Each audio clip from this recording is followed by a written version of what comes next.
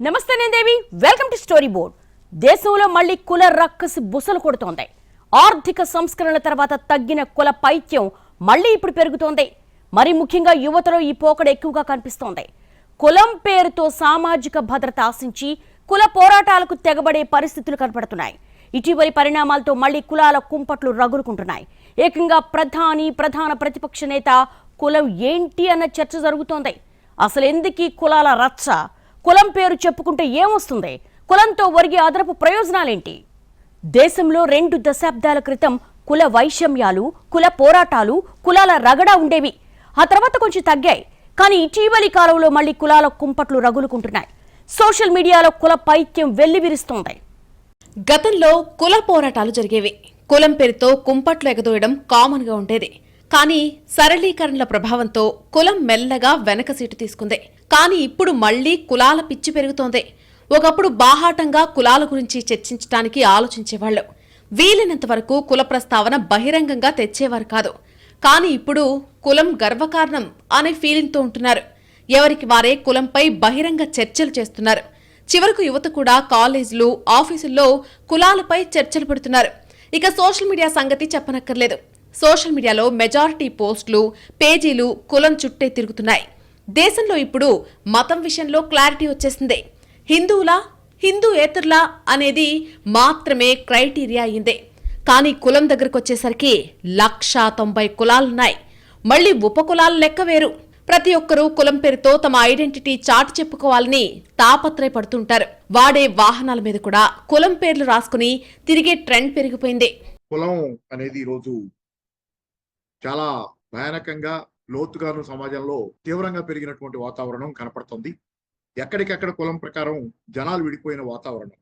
జనాలను ఎందుకంటున్నానంటే, పైవర్గం వాళ్ళు ఎవరైతే కంఫర్టబుల్ గా ఉన్నారో, ఆర్థికంగా, ఇతరత్ర సామాజికంగా కూడా కులపరంగా పైచేయిగా ఉన్నారో, వాళ్ళు కులం గురించి జపం చేయటం వాళ్ళ అవసరం. దాన్ని నిస్సందేహంగా అది నిజం.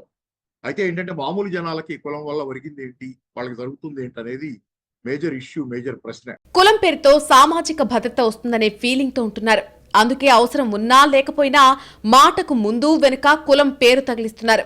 గతంలో బీసీలు కులం పేరు చెప్పుకోవడానికి ఇష్టపడేవాళ్లు కాదు. ఇప్పుడు వారు వీరు అనే తేడా లేదు. ఎవరికి వారే కుల స్వాతంత్రాన్ని సంపూర్ణంగా అనుభవిస్తున్నారు. కుల సంఘాలు యాక్టివేట్ అయిపోయాయి. తరచుగా కుల సంఘాల సమావేశాలు జరుగుతున్నాయి. కుల సంఘాలు పెద్ద పెద్ద ఆఫీసులు తీసుకుంటున్నాయి. చివరకు ప్రభుత్వాలు కూడా కులాల వారీగా కమిషన్లు వేస్తున్నాయి. ఇలా కులం దినదిన ప్రవర్తమానమై పచ్చగా వర్ధిల్లుతోంది. ఒకప్పుడు గ్రామాల్లోనే ఎక్కువగా కులం చర్చ వినిపించేది. కానీ ఇప్పుడు పట్టణ ప్రాంతాల్లో మరింత ఆర్గనైజ్డ్ గా కులం కనిపిస్తోంది. కులం గురించి చర్చ పెట్టడం కొత్త స్టేటస్ సింబల్ గా మారిపోయింది. మొన్నటి వరకు కులం పట్టింపు లేని వారు, పట్టించుకోని వారు కూడా ఇప్పుడు కులాల గురించి గూగుల్లో వెతికేస్తున్నారు. కులం పేరుతో వాట్సాప్ గ్రూపులు పెరిగిపోతున్నాయి. సమాజంలో ఎక్కడ ఏ చిన్న విషయం జరిగినా దాన్ని కులంతో ముడిపెట్టి చూసే అలవాటు పెరిగిపోయింది. యువత కూడా కులాల చరిత్రను తవ్వితీస్తూ ఏ సమయంలో ఏం జరిగింది, తమ కులానికి ఎలాంటి అన్యాయం జరిగింది అనే వాదనలు రెడీ చేసుకుంటున్నారు. తమ కులం గొప్పతనం గురించి ఘనంగా చెప్పుకుంటున్నారు. చారిత్రక ఘటనలకు, ప్రస్తుతం జరుగుతున్న కీలక పరిణామాలకు కూడా కులాన్ని అంటగట్టి చర్చలకు దిగుతున్నారు. కొన్నాళ్ల క్రితం ఎన్నికల సమయంలో మాత్రమే తెరపైకొచ్చే కులం ఇప్పుడు ప్రజల దైనందిన జీవితంలో భాగమైపోయింది. ప్రపంచం వేగంగా పురోగమిస్తుంటే ఈ తిరోగమన భావాలేంటి, దానికోసం గొడవలేంటి అని ఎవ్వరూ ఆలోచించటం లేదు. సెంటిమెంట్ పేరుతో, మనోభావాల పేరుతో అనవసర సమస్యలు కొని తెచ్చుకుంటున్నారు. కులాలు అనేవి సమాజంలో ఉన్న కట్టుబాట్లు మాత్రమే. ఇవి వ్యక్తిగత విషయాలు. కానీ మా కులం గొప్పదంటే మా కులం గొప్పదనే ఆధిపత్య భావన పెరిగే కొద్దీ కుల యుద్ధాలు జరిగే స్థాయికి పరిస్థితి దిగజారిపోయింది. స్వతంత్ర దేశంగా పరిణితి సాధించే కొద్దీ కులం, మతం కంటే రాష్ట్రం, దేశం గొప్పవనే భావన ప్రజల్లో పెరగాలి. కానీ స్వాతంత్రం వచ్చి ఇన్నేళ్లైనా ఇంతవరకు ప్రజల్లో ఆ రకమైన మార్పు రాకపోగా స్వాతంత్ర కాలం నాటి అభ్యుదయ భావాలు కూడా కనుమరుగవుతున్నాయి. స్వాతంత్ర ఉద్యమ కాలంలో కటిక పేదరికం, నిరక్షరాస్యత, సామాజిక దురాచారాలతో సతమతమైన విశాల భావాలతో ఆలోచించి అందరూ కలిసి పోరాడారు. కానీ ఇప్పుడు సౌకర్యాలు పెరిగి ఆధునికత వృద్ధి చెందాక కులాల పేరుతో కుంపట్లు రగలడం అసలైన విచిత్రం. దీనికి ఎవరో నేతనో మరొక రాజకీయ పార్టీనో కూడా తప్పుబట్టాల్సిన పనిలేదు అనేది విశ్లేషకుల మాట. ప్రజల్లో కూడా కులమంటే వెర్రెత్తిపోయే లక్షణాలు ఉండడమే ప్రస్తుత ట్రెండ్కు ఆజ్యం పోస్తోంది. కులం లేని వాళ్లు ఎవరుంటారు? కావాలని ఒక కులంలో పుట్టేవాళ్లుంటారా? నాకు కులం పట్టింపు లేదని ఎవరైనా అనుకున్నా నువ్వు ఫలానా కులమని సమాజం ముద్ర వేసేస్తుంది. ఆ కులాన్ని ఎవ్వరూ చెరుపుకోలేరు. ప్రతి ఒక్కరికి కులం ఉంటుంది. ఏ కులము గొప్ప కాదు, ఏ కులము తక్కువ కాదు. అన్ని కులాల్లోనూ ధనవంతులు ఉంటారు, పేదవాళ్లు ఉంటారు. కానీ సమస్య అంతా కులాల రగడతోనే వస్తోంది. ఎవరికి వారే కుల సిద్ధాంతాలు ప్రతిపాదించేసుకుని తమ కులానికి లేని గొప్పతనాన్ని ఆపాదించే పోకడ్లు పెరిగిపోతున్నాయి. ఇద్దరి మధ్య గొడవ జరిగితే అది ఆ ఇద్దరికీ పరిమితం. అది ఆ గొడవకు కులాన్ని ఆపాదిస్తే అది పెద్దదవుతుంది. ఎవరో ఎక్కడో ఒక తుంటరి పని చేయడం, దానికి కులాన్ని ఆపాదించేయడం, వెంటనే గొడవ జరగడం ఇలాంటివి కొత్త ట్రెండ్గా నడుస్తున్నాయి. చివరకు ఒక ఊరి వాళ్లు, ఒక వీధి వాళ్లు హాజరయ్యే కార్తీక వనభోజనాలు కూడా కులభోజనాలుగా మారిపోవడం పెరుగుతున్న కుల జాడ్యానికి అసలు సిసలు నిదర్శనం. కులం అనేది నిజ జీవితంలో కొన్ని సందర్భాలకు మాత్రమే పనికొస్తుంది. అసలు అది వ్యక్తిగతమే కానీ సామాజికం కానే కాదు. 4 గోడల మధ్య మాట్లాడుకోవాల్సిన కులం గురించి రోడ్డెక్కి ఉపన్యాసాలు చెప్పుకునే ధోరణి పెరిగిపోయింది. పైగా కులం పేరు చెప్తే లేని భద్రత ఏదో వస్తుందనే ఆలోచన కూడా కనిపిస్తోంది. సమాజంలో చాలా మార్పులొస్తున్నాయి. ఆధునిక సాంకేతిక యుగంలో మనుషుల అవసరాలు వేగంగా మారిపోతున్నాయి. ఒకప్పుడు విలాసంగా భావించేవి కూడా ఇప్పుడు నిత్యావసరాలుగా మారిపోయాయి. అదే స్థాయిలో కులం కూడా చర్చలు, ఆలోచనలో విడదీయలేని భాగమైపోయింది. పేరుకు అతిపెద్ద ప్రజాస్వామ్య దేశం. రాజ్యాంగం పౌరులందరూ సమానమే అని చెప్పింది. ప్రభుత్వాలు కులం, మతం, వర్గం, ప్రాంతం చూడకుండా సమానంగా అందరినీ చూడాలని నిర్దేశించింది. మరి ఈ లక్షణాలని నిజంగా దేశ ప్రజల్లో కనిపిస్తున్నాయా అంటే లేదనే చెప్పాలి. మతంతో పోలిస్తే కుల జాఢ్యం అంతకంతకు విస్తరించడం ఇప్పుడు ప్రమాదకరంగా మారుతోంది. ఎప్పటికైనా దేశంలో కుల మతరహిత సమాజం ఉండాలి అనేది రాజ్యాంగ నిర్మాతల ఆకాంక్ష. అందుకు తగ్గట్టుగా రాజకీయం ఉండాల్సిన అవసరం ఉంది. కానీ పార్టీలు మాత్రం ఎప్పటికప్పుడు కులాల పేరుతో ఓట్లు దండుకోవడానికే ప్రాధాన్యత ఇస్తున్నాయి. కులం లేకుండా ఓటర్లను ఆకట్టుకోవడం అంత తేలిక కాదనే భావనలో ఉన్నాయి. 5 ఏళ్లు ఏం చేసినా సరిగ్గా ఎన్నికల సమయానికి కులాన్ని వాడుకుని ఫలితాలు సాధించడంలో రాజకీయ పార్టీలు ఆరితేరాయి. ఇక్కడ ఆ పార్టీ ఈ పార్టీ అనే తేడా లేదు. అన్ని ఆతాను ముక్కలే. ఎవరికి వారు కులం పేరు చెప్పకుండా రాజకీయం చేస్తామని ఆర్భాటం చేస్తారు. కానీ అసలు సమయంలో కులమస్త్రం వాడకుండా ఎవ్వరూ ఉండరు. ఇప్పుడు కులం మతం కంటే పదునైన ఆయుధంగా మారిపోయింది. మతంతో పోలిస్తే కుల ప్రస్తావన తీసుకొస్తేనే ఓటర్లను విభజించడం తేలికవుతుంది అనేది నేతలు కనిపెట్టిన కొత్త రాజనీతి. ఇప్పుడు తెలంగాణలో కులగణన సర్వేపై జరుగుతున్న వివాదం చూస్తే ఆ సంగతి స్పష్టంగా అర్థమవుతుంది. కులాల కుటిల కుడ్యాలలో, మతాల మాయ దుర్గాలలో బందీగా ఉన్నవాడా, బలహీన మానవుడా అని కవులు ఎప్పుడు గానం చేశారు. ఏ కులమని నన్ను వివరములు అడిగితే ఏమని చెప్పుదు లోకులకు, లోకులకు పలు గాకులకు అని ఆవేదన చెందాడు వీరబ్రహ్మం. ఇప్పుడు ఆ కాకులను మించిపోయి పాలకులు, పాలక పార్టీల నాయకులు, ముఖ్యమంత్రులు, కేంద్ర మంత్రులు వీళ్ళ మధ్య కుల మతాల రచ్చ జరుగుతూ ఉంటే జుగుప్స కలుగుతుంది. కులగణన సర్వే సరిగ్గా జరిగిందా లేదా అనే అంశంపై మొదలైన ఈ చర్చ మాటల యుద్ధానికి దారితీసింది. అది ఎందాకా వెళ్లిందంటే మోడీ లీగల్లీ కన్విక్టెడ్ బీసీ అని కాంగ్రెస్, రాహుల్ ఇల్లీగల్లీ కన్విక్టెడ్ గాంధీ అని బీజేపీ దిగజారి విమర్శలు చేసుకుంటున్నాయి. దేశ ప్రధానికి, జాతీయ నేతలకు కూడా కులం అంటగట్టి ఏం సాధించాలి అనుకుంటున్నారు అనేది అసలు ప్రశ్న. నేతలు అడ్డు అదుపు లేకుండా చేస్తున్న విమర్శలతో దేశ ప్రజల్లో కూడా లేనిపోని అనుమానాలు, అపోహలు వస్తున్నాయి. జాతీయ స్థాయిలో నేతలు ఏ కులమైనా దేశ ప్రజలందరి కోసం ఆలోచించి పనిచేయాల్సి ఉంటుంది. ఈ సంగతి తెలిసి కూడా జాతీయ పార్టీల్లో ద్వితీయ శ్రేణి నేతలు నోరు పారేసుకుని లేనిపోని సమస్యలు క్రియేట్ చేస్తున్నారు. పైగా అలా మాట్లాడడం తమ అధినేతలకు తమ విధేయత చాటుకోవడమని భ్రమపడుతున్నారు. అర్థం పర్థం లేని వ్యాఖ్యలతో ఆయా పార్టీలకే కాదు మొత్తంగా దేశానికే తీరని నష్టం చేస్తున్నారు నేతలు. మనది ప్రజాస్వామ్య దేశం. జనాన్ని పాలించేది ప్రభుత్వాలు. ప్రభుత్వాల్ని ఏర్పాటు చేసేది రాజకీయ పార్టీలు. ఆ పార్టీలే కులానికి ప్రాధాన్యత ఇవ్వడంతో ఎక్కడ చూసినా ఆ కులం ప్రస్తావనే కనిపిస్తోంది. ఈ పైత్యం ఎంత ముదిరిపోయిందంటే చివరకు అత్యున్నత పౌర పురస్కారం భారతరత్నను కూడా కులం కోణంలోనే చూపిస్తున్నాయి రాజకీయ పార్టీలు. ఎవరు ఏ ఘనత సాధించినా, ప్రపంచ వేదికలపై మెరిసినా వారికి అర్జెంటుగా కులం అంటగట్టే ప్రయత్నం చేస్తున్నాయి పార్టీలు. అతిపెద్ద ఘనతల్ని కూడా ఈ సంకుచిత కోణంలోనే ప్రజలకు చూపిస్తున్నాయి. ఇటు జనం కూడా అలాంటి వాటికే త్వరగా కనెక్ట్ అవుతున్నారు. అక్షరాస్యత పెరుగుతున్నా హేతుబద్ధమైన ఆలోచనలు మాత్రం రావడం లేదు. యువతను డ్రగ్స్ భూతం పట్టి పీడిస్తుంటే రాజకీయాలను కులమనే మత్తుమందు కుదిపేస్తుంది అనేది అందరికీ తెలిసిన నిజం. కానీ దీన్ని మార్చాలని ఎవ్వరూ అనుకోవడం లేదు. పైగా రోజురోజుకు కుల రాజకీయాలు కొత్త పుంతలు తొక్కుతున్నాయి. అగ్రనేతలు కూడా కులం గురించి బహిరంగ సభల్లో లెక్చర్లిస్తున్నారు. పార్లమెంటు అసెంబ్లీలో మాట్లాడుతున్నారు.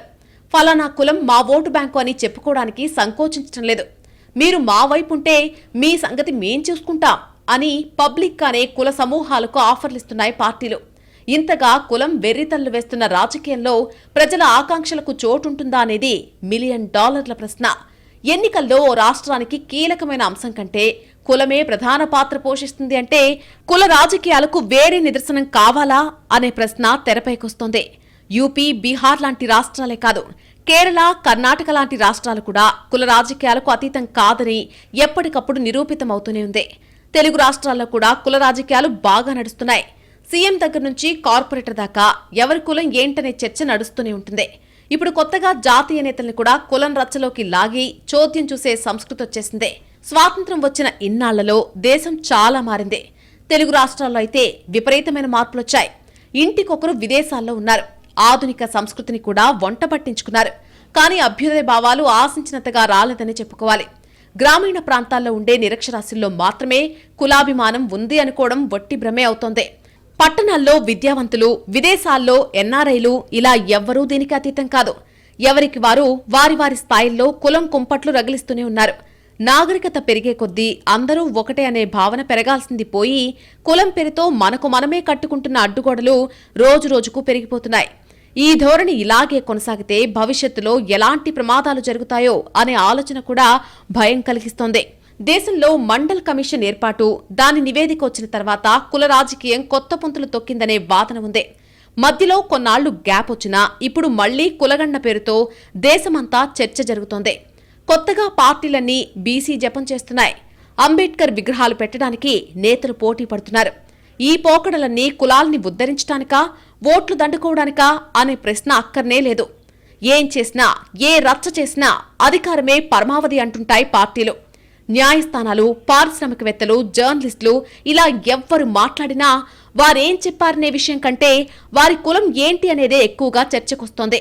ప్రతి దానికి కులాన్ని ముందుకు తీసుకొచ్చి ఎదురుదాడి చేయడం అలవాటైపోయింది. ఏ విషయం జరిగినా కులంపై చర్చ ప్రారంభించవచ్చు. ఒకవైపు ఒక కులం, మరొక వైపు మరో కులం తిట్టుకుంటుంటే టైంపాస్ చేయవచ్చు. ప్రజల్లో ఈ విభజన రేఖను శాశ్వతంగా ఉంచడం ద్వారా రాజకీయం చేయవచ్చు. ఏ కాస్త రాజకీయం తెలిసిన వారికైనా తెలిసే లాజిక్ ఇదే. ఏ కూర వండినా తిరగమూత వేస్తే కానీ రుచి రాదు అన్నట్టుగా ఏ టాపిక్ తీసుకున్నా కుల ప్రస్తావన రాకుండా కుదరదని జనం ఫిక్స్ అయిపోతున్నారు. ఆ మాత్రం కులం గురించి మాట్లాడకపోతే ఎలా అని ఫీల్ అయిపోతున్నారు. ఎక్కడైనా ఓ కులం ఒక ప్రోగ్రాం చేస్తే వెంటనే మరొక కులం అంతకు మించిన ప్రోగ్రాం కోసం ప్లాన్ చేస్తుంది. దీనివల్ల ఎవరికేం ఉపయోగం అనేది అప్రస్తుతం.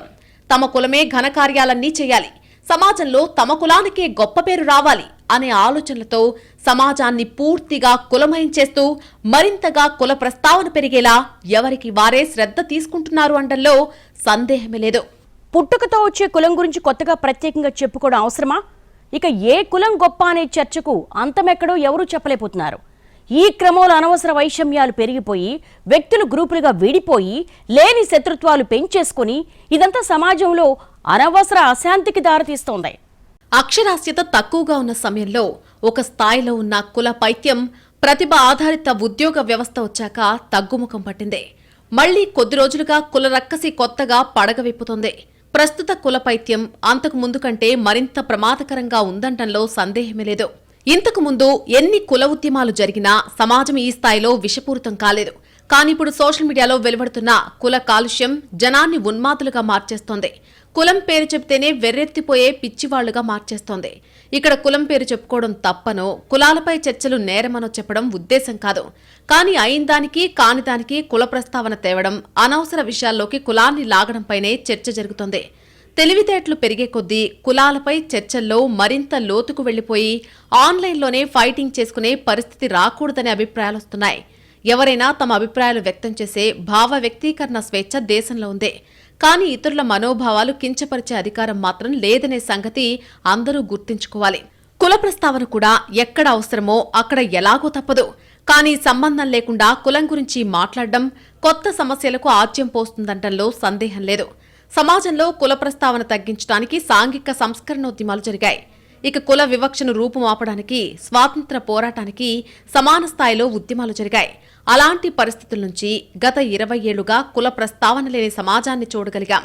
కానీ మళ్లీ అనుకోకుండా జడలు విప్పుతున్న కులం మళ్లీ ఎలాంటి పరిణామాలకు దారితీస్తుందో అనే భయం మేధావుల్లో కనపడుతోంది. కుల ప్రస్తావన పెంచుకోవడం చాలా తేలిక, కానీ దాన్ని తగ్గించడానికి మళ్లీ ఎన్నాళ్లు పడుతుందో ఎవ్వరూ చెప్పలేరు.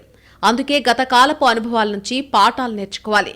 సాధ్యమైనంతగా కుల ప్రస్తావన తగ్గించుకోవడానికి ఎవరికి వారు ప్రయత్నం చేయాలి. కులం పేరు చెప్పుకుంటేనే గొప్ప, లేకపోతే ఇతరులకు లోకువైపోతాం అనే ఆలోచనలకు స్వస్తి పలకాలి. ఎక్కడా ఏ సమస్య లేకుండా కేవలం కులం కారణంగా కొట్లాట్లు జరిగిన ఘటనలు మన కళ్ల ముందే చూశాం. అన్ని చూశాక కూడా మళ్లీ సమాజంలో కుల ప్రస్తావన పెరగడాన్ని అంగీకరించాలా వద్దా అనేది ఎవరికి వారే వేసుకోవాల్సిన ప్రశ్న. మొత్తం మీద సమాజంలో కులం పేరుతో కొత్త ట్రెండ్ నడుస్తోంది. కాఫీ షాపుల దగ్గర నుంచి సోషల్ మీడియా దాకా, పిచ్చాపాటి కబుర్ల నుంచి సీరియస్ మీటింగుల దాకా ఎక్కడ చూసినా కులమే కనిపిస్తోంది. కుల ప్రస్తావన లేకుండా మాట్లాడుకునే మాటలు తగ్గిపోతున్నాయి. యువతలో పెరిగిపోతున్న కుల ప్రస్తావన ఏ స్థాయికి వెళ్తుందనేది ఇప్పుడే చెప్పడం కష్టం. ఈ పోకడ ఎన్నాళ్లుంటుందో కూడా ఇప్పుడే అంచనా వేయలేం. అలాగని ఇప్పటికిప్పుడు కుల ప్రస్తావన తగ్గిపోయి కుల సంఘాల ప్రభావం తగ్గిపోతుందనే అత్యాశ ఎవ్వరికీ లేదు. కానీ కుల ప్రస్తావన పెరిగినా అది గొడవలకు దారితీయకుండా ఉంటే అదే 10,000 అనుకునే ధోరణి వచ్చేసింది. పైగా కులం అనే పదం తీయడమే నిషిద్ధం అన్నట్టుగా వ్యవహరించినా అసలుకే ఎసరొచ్చే ప్రమాదం లేకపోలేదు. యువత దీన్ని తమ స్వేచ్ఛపై దాడిగా భావిస్తే అసలు లక్ష్యం దెబ్బతింటుంది. అందుకే ఇలాంటి సున్నిత విషయాల్ని చాలా జాగ్రత్తగా డీల్ చేయాలి. ఒడుపుగా కుల ప్రస్తావనను క్రమంగా తగ్గించాలి. కొన్ని విషయాల్లో కుల ప్రస్తావనే రాకుండా వ్యవస్థల్ని సంస్కరించాలి. అప్పుడు కొంతకాలానికి కుల ప్రస్తావన దానంతట అదే మటుమాయమవుతుంది. ప్రస్తుతం కులం పేరుతో జరుగుతున్న రకరకాల పరిణామాలు కూడా క్రమంగా తగ్గుముఖం పడతాయి. ఆశాజనకంగా ప్రయత్నాలు చేయాలే కానీ ఇదేదో బలవంతంగా రుద్దే కార్యక్రమం కాదని గుర్తించాల్సిన అవసరం చాలా ఉంది. సమాజంలో ప్రతి వర్గంలోనూ కుల ప్రస్తావన తగ్గించడానికి ప్రత్యేక వ్యూహాలుండాలి. అసలు ఈ ట్రెండ్ ఎందుకు మొదలైందో అధ్యయనం చేసి మూల కారణాలపై కొట్టే వ్యూహరచన చేయాలి. కులం పేరుతో జరిగే చర్చ మరీ వివాదాస్పదంగా మారకుండా జాగ్రత్తలు తీసుకోవాలి. విద్య, ఉద్యోగాల్లో కూడా కొత్తగా మొదలైన కుల చర్చకు వీలైనంత త్వరగా ఫుల్ స్టాప్ పెట్టాలి. ఇది కొంత సహజ పరిణామంలా జరిగేలా కార్యాచరణ ఉండాలి. మరికొంత కులరహిత చైతన్యం దిశగా ప్రయత్నాలు జరగాలి. ఇది ప్రభుత్వాల స్థాయిలో మాత్రమే జరిగే పని కాదని గ్రహించాలి. ఎవరికి వారు వ్యక్తిగత స్థాయిలో చిత్తశుద్ధితో ప్రయత్నిస్తే కుల ప్రస్తావన మెల్లగా తగ్గిపోతుంది. కులం అంటే ఒక క్రేజ్ అనే పోకడకు అడ్డుకట్టబడాలి. కులం పేరు చెప్పినా చెప్పకపోయినా పెద్దగా తేడా రాదనే సంగతి కూడా అనుభవంలోకి వచ్చేలా చేయాలి. అవసరమైతే కుల ప్రస్తావన సమాజంలో ఎలా తగ్గిందో, ఎందుకు తగ్గిందో ఉదాహరణతో వివరించొచ్చు. అప్పుడు యువతలో కూడా కొత్త ఆలోచనలు కలిగి ప్రస్తుత ట్రెండ్కు అడ్డుకట్టపడే అవకాశం ఉంది. మొదట యువతలో కుల ప్రస్తావనకు ఫుల్ స్టాప్ పడితే అప్పుడు ఖచ్చితంగా సమీప భవిష్యత్తులోనే ఈ కొత్త ట్రెండ్ అంతమైపోతుందని విశ్లేషకుల అంచనాగా ఉంది.